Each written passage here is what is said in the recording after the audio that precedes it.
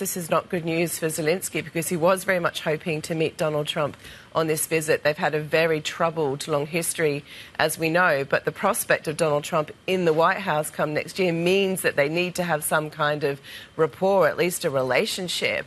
And so he was hoping for that meeting while he was there.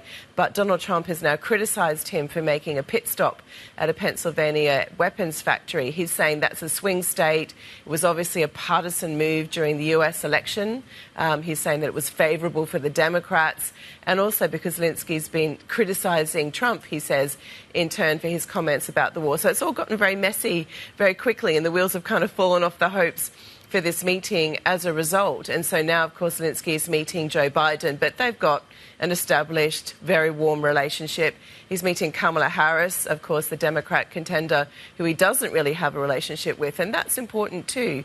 But, of course, you know, the setback for him is that come next year, if it's Donald Trump in the White House, what does that mean for future arms sales, you know, deliveries of weapons and other aid, financial aid to Ukraine? Is it all off? And is it spreading beyond Trump and J.D. Vance and their criticism of Ukraine to broader parts and broader swathes of the Republican Party, where there has been some strong support? It's pretty divided on Ukraine, but there has been some noticeable support for Zelensky. And to what has there been the reception to his peace plan?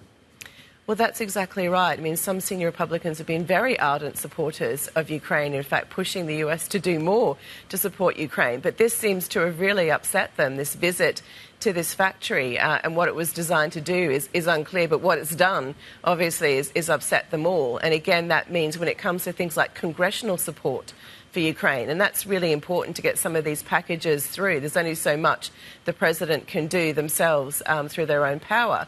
And so congressional support is important, and that might be fading depending on the makeup of Congress come next year as well. And so really, you know, this is difficult for Zelensky. He's going around the US talking about a victory plan. And it's at this point, a lot of allies are saying it's not really a moment for victory. You're going to have to negotiate.